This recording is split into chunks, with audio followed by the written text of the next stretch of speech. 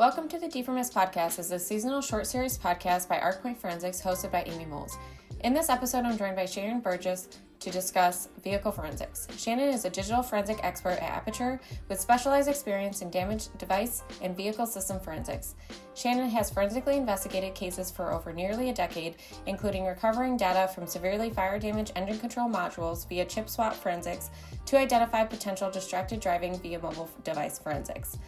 He regularly conducts research and performs advanced data acquisition techniques, including chip swaps and chip-offs, and he conducts research and analyzes data from various vehicle systems, mobile devices, and embedded devices, including real-time operating systems like QNX. Can you tell me a little bit about your background and how you got involved in digital forensics, more specifically vehicle forensics? Sure. So I think it kind of lends to, how everyone else gets involved in digital forensics, kind of right place at the right time, right?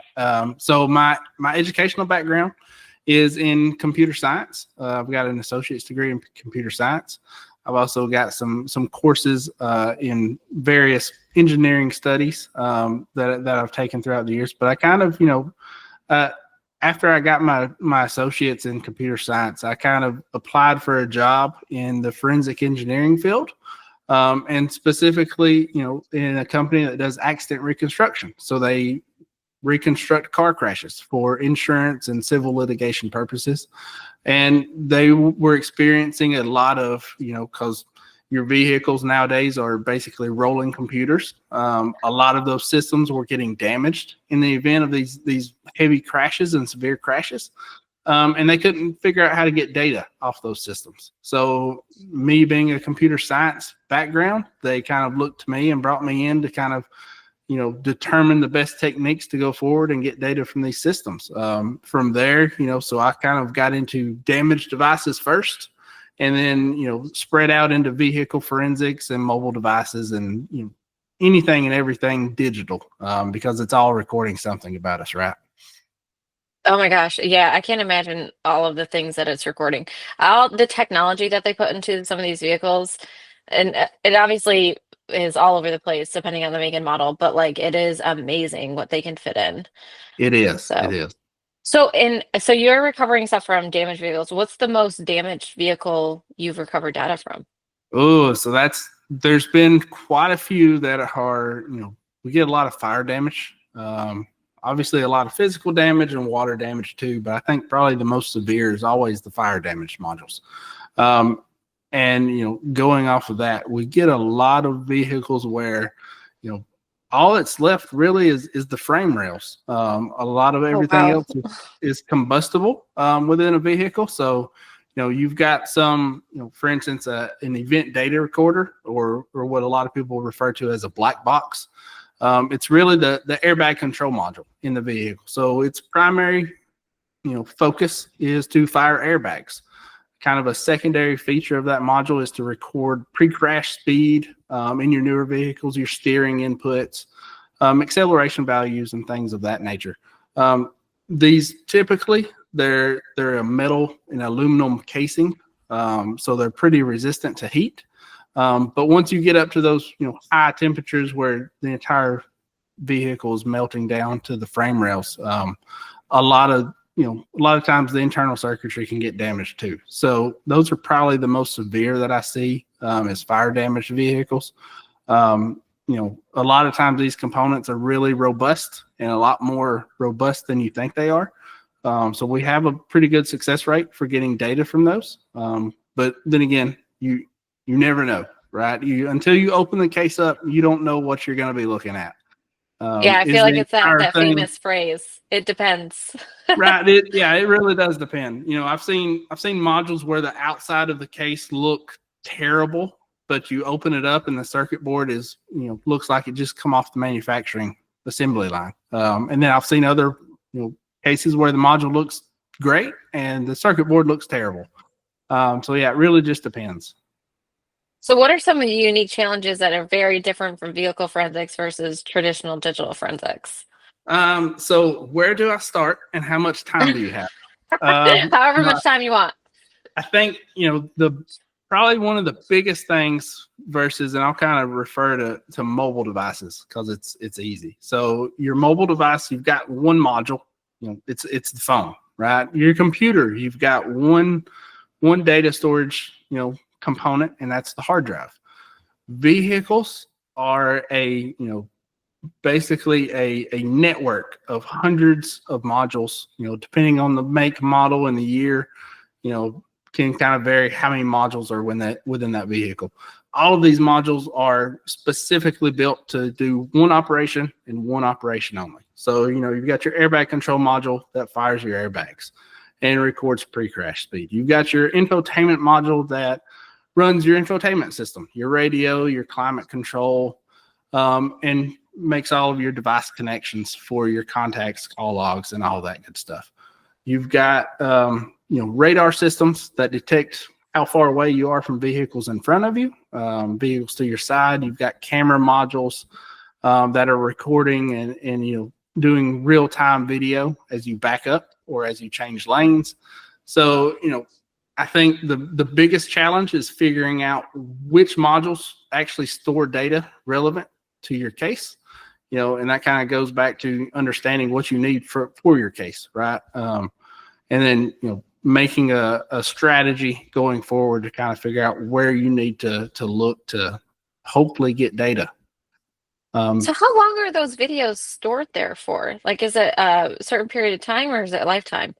Yeah, so it's kind of random, and the answer will be it depends, right? So a lot of these newer vehicles, video is kind of rare in most cases. Some newer ADAS vehicles or vehicles with ADAS systems, so advanced driver assistance systems, will take snapshots, as you're driving down the road, and it'll take snapshots as it detects an object in front of you.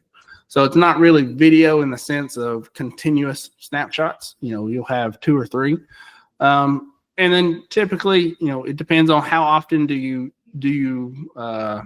drive really close? How often do you tailgate? How often do you hit your brakes really hard? Things of that nature. So, how long that data stays recorded will kind of vary. Depending on, what system is recording it. Is it a dedicated dash camera that's built into the vehicle, or is it a third-party dash camera that somebody's installed? Is it an ADAS system? So it kind of depends. Interesting. So are they using, like you had mentioned VR, are they using like any type of augmented reality to kind of reconstruct like the accidents with that data? No, not in the vehicle itself. So, forensic engineering companies will use VR to kind of reconstruct the scene and reconstruct the vehicles and do that. But as far as in vehicle, you don't see a lot of augmented reality systems in place. That's changing. Tesla's probably the best example of that, where it's, real-time video and it's measuring distances between objects. That's probably as close as you're going to get right now. But again, that could change with the next year, next models that come out. So in terms of like different types of cases, so you went through the cases where, there's an accident and stuff like that. What are some other types of cases that you found that are really interesting? Sure. So a lot of the cases that we work are accident reconstruction cases, just because that's where the data is most useful. Criminal cases, though, can be really useful for understanding where people go and where they've been, or who's in a vehicle at a specific time.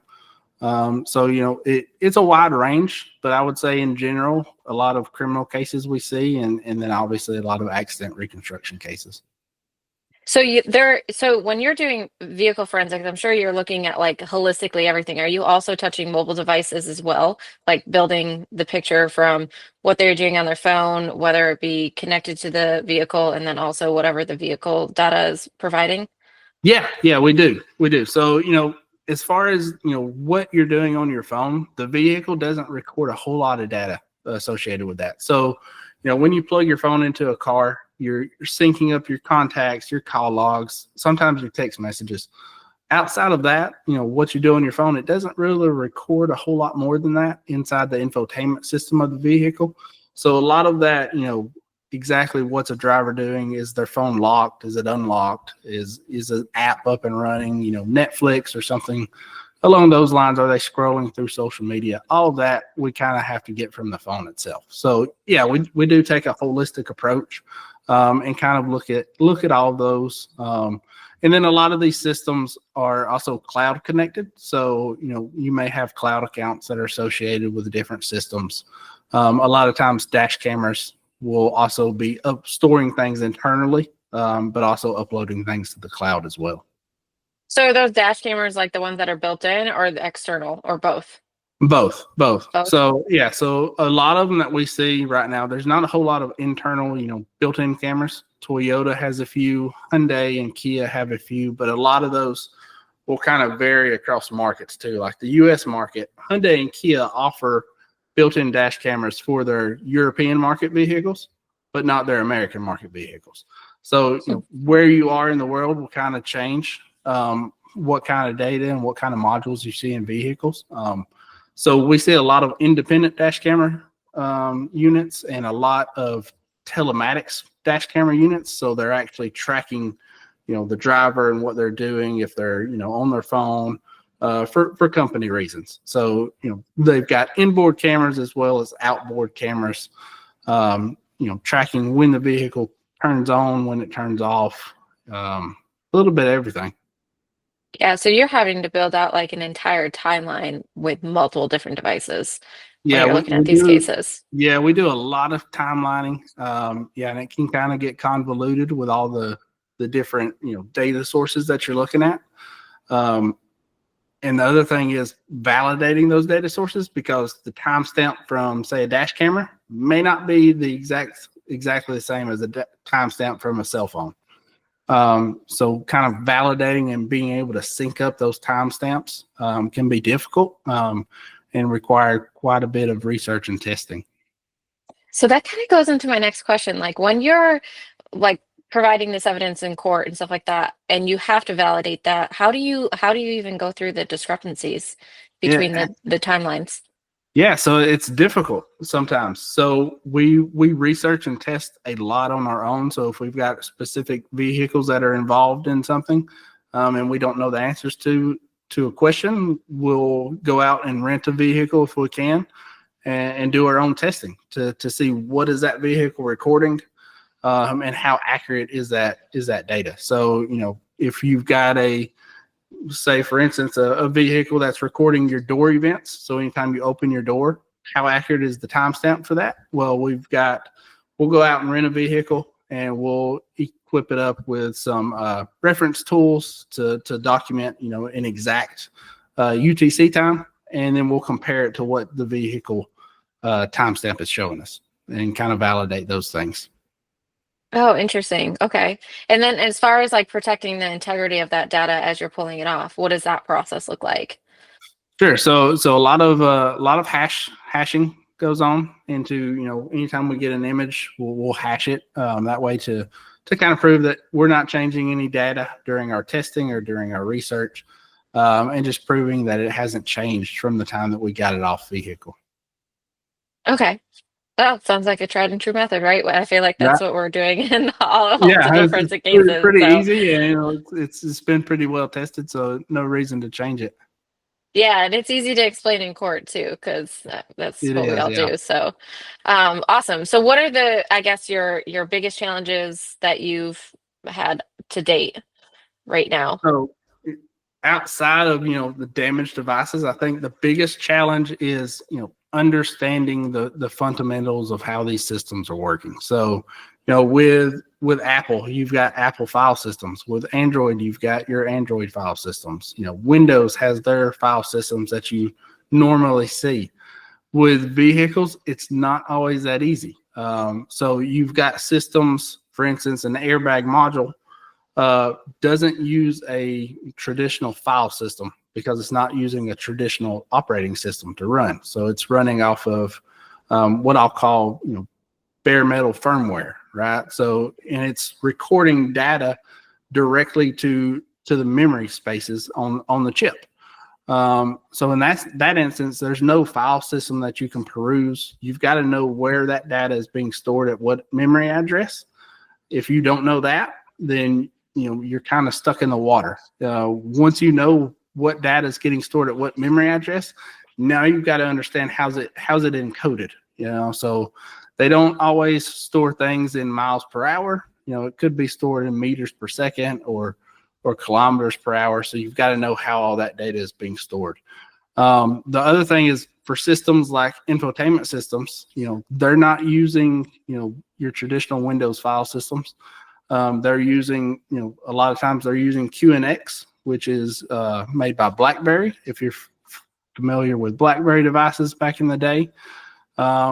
And then QNX, you've got your Android automotive that you're seeing more of, but a lot of the file systems that we see are specifically built for flash memory devices. So I'll throw a couple acronyms. YAFS, so YAFFS or YAFFS2, which is just an acronym for yet another flash file system. JAFS, which is just another flash file system. Let's see, what else? I had 2 or 3 others. I'm pulling a blank right now, but there's so many different file systems for embedded devices that you see, and understanding how those work and how you can pull those out of those raw chip off images and rebuilding those is kind of, probably the biggest challenge going forward. And then also with the introduction of Android Automotive, we're seeing a lot more devices modules that are coming in that are encrypted. So dealing with encryption, like if you're familiar with cell phones and computers, it's a whole nother issue. So that'll be something to look forward to going into the future.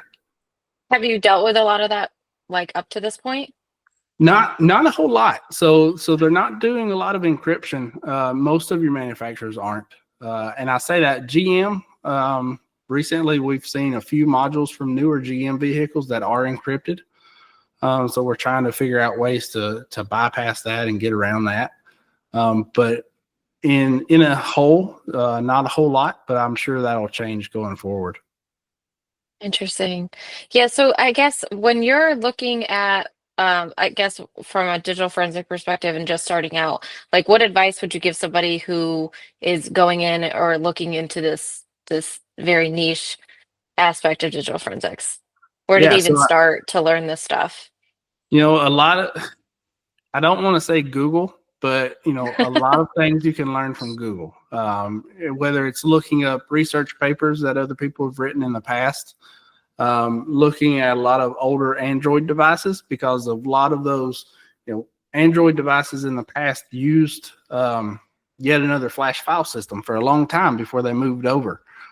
So you can gain a lot of understanding of how that file system works, just based on older Android devices. And then, like I said, a lot of research papers. There's a lot of research papers that are out there that are not, directly, implemented for vehicle systems, but you can kind of take piecemeal things together and kind of build strategies and build knowledge from there. Okay, awesome. So so let's just say I'm renting a car and I want to connect my phone. Do I connect it with Bluetooth, or do I connect it straight to like the adapter that's in there? What is the safest way? What do I do after? Like after I connect it? Because I'm going to be honest with you. I can't find my way out of a paper bag. So like I need GPS everywhere I go. Right. So I rely solely on CarPlay all the time. Right. To get me where I need to go. It's a problem, right? So you're always weighing privacy versus convenience. And, I don't really think there's a good way of getting around either one. So if you're getting into a rental car, whether you're connecting Bluetooth or cable, it doesn't matter. Probably the biggest thing is just when it asks you to sync your data or sync your contacts, just hit no. That way it's only getting GPS data, and it's got that from the vehicle anyways. So it's not getting your call logs and your contacts. If you do hit sync, it'll depend on manufacturer, but there's a lot of times you can go into the settings and you can reset the infotainment system or delete the data that's been stored on the infotainment system. And that kind of, anytime you get into a rental car, you probably see a list of phones that have connected up to it before you were there. So if you go through the settings and delete everything, you're kind of doing a service for everybody. Yeah, it's almost like a pet peeve of mine. When I Yeah. get into a rental car, I'm like, I have to delete all these things. It's also entertaining to see how people name their devices. Like, It is. It's all, yeah, that's always entertaining. They make data blockers, which are basically, just USB connectors that have disconnected the data bus. So you're just powering on your device, but it doesn't help you if you're using CarPlay, because now you can't use CarPlay. So, I think the biggest thing is just, not syncing your data to the vehicle. And then when you're done, going through the settings and kind of deleting everything. okay, well, we're gonna have to make sure everyone does document those tips. So Right. next time you're in a vehicle, or next time you're in a vehicle, maybe, I don't know, just take a look and see all the people that are still have their data. Just see everybody else that's connected. I wish I could give you like a holistic, here's the button you press for everyone, but every manufacturer is different. So, the settings can be very convoluted. You may have to take a few minutes to kind of dig through and figure out where you need to go. Yeah. So there's no easy button is what you're saying. Yeah. Unfortunately, they try to make it not easy. I think so. Yeah, definitely no easy button. Oh my gosh, yeah.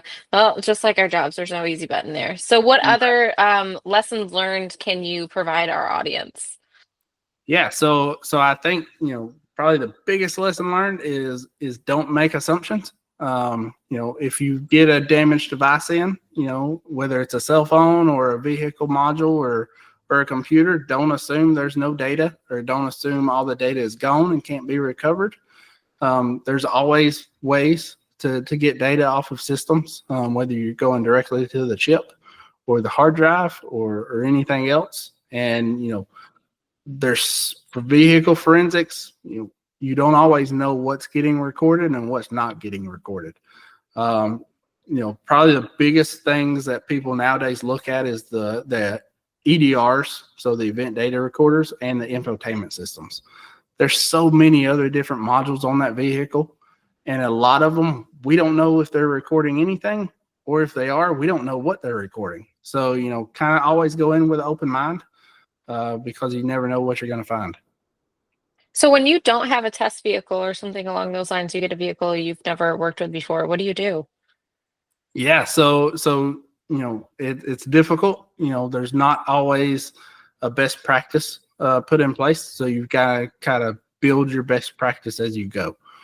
So in instances where you don't have a test vehicle, or you don't have test devices or test modules, you've kind of got to do your best to mitigate risks and just kind of, make you kind of a strategy. So, do I need to, download the fault codes via the onboard diagnostics first and then start disassembling things? Is there ways I can download data through the OBD port on the vehicle while everything is assembled and intact? If there is, definitely do that first. And then, go through your destructive process, step by step, and collect data as you can. That way, if something goes wrong, you've at least got everything that you could get. Yeah, it sounds like it's really like a very niche specialty area of digital forensics. Where do you find training for this?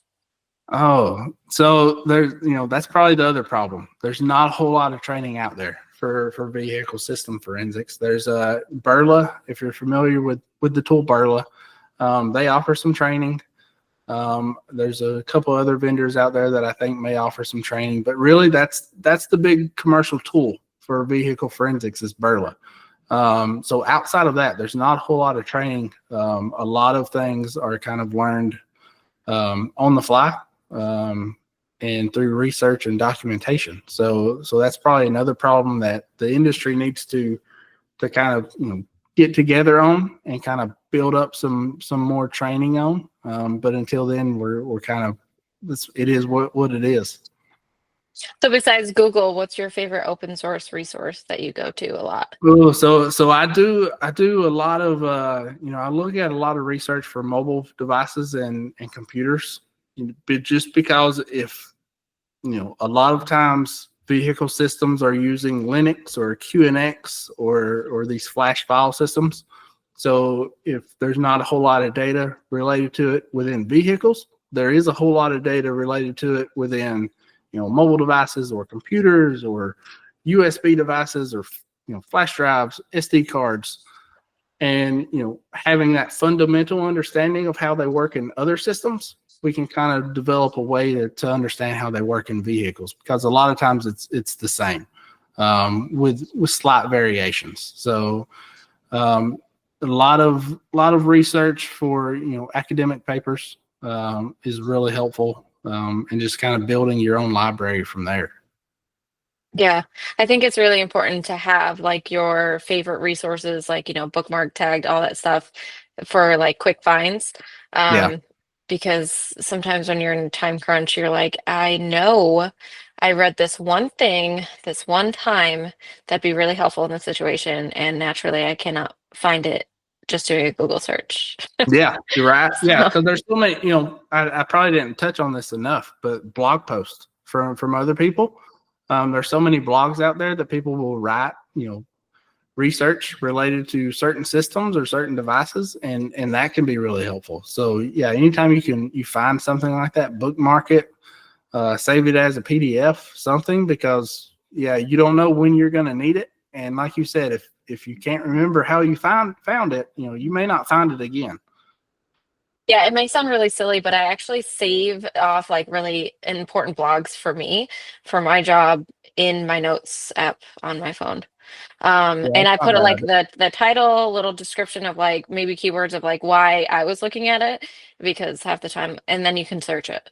So it's Yeah, just kind of like a quick like, okay, here it is. And I operate off of a MacBook, so I can like, go back and forth between my phone and my laptop. So yeah. yeah, That's a really super good idea. super helpful. I may have to steal that, because I do.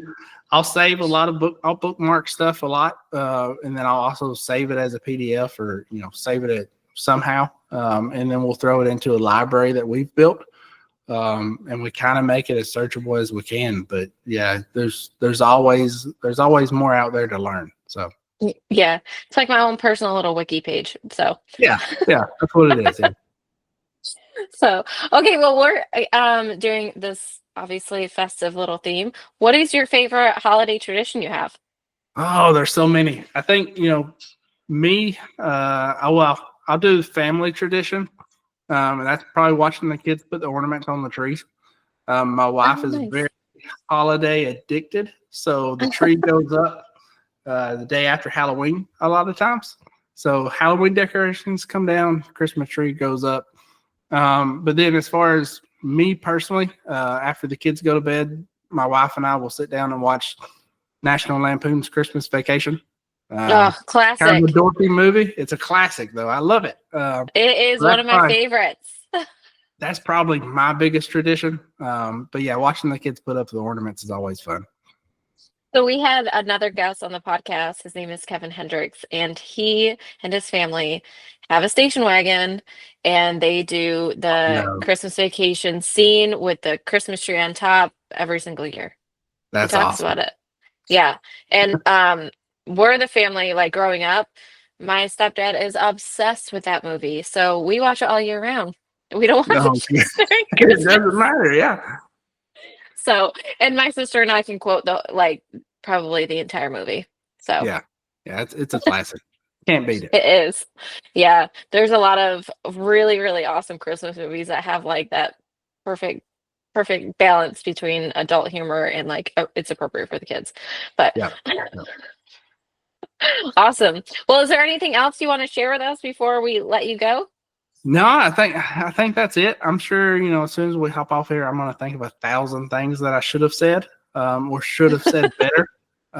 But yeah, I think the biggest thing is if you're getting into vehicle system forensics, don't get bogged down in not knowing everything, because you can't know everything. just, kind of develop a way that works for you of how you can find the answers, or at least find answers to other things that will lead you to the answer. Having that, being able to research things will help out a ton, because you don't always know what you don't know. Yeah, and it sounds like nothing is clearly documented from these manufacturers on how to pull that data off. So they don't want to share anything either. So it's kind of, you're on your own. Yeah. Well, it sounds like this is a great blog opportunity for people to blog how they're getting into certain vehicles and documenting those processes. That sounds like it would be super helpful. Yeah, absolutely.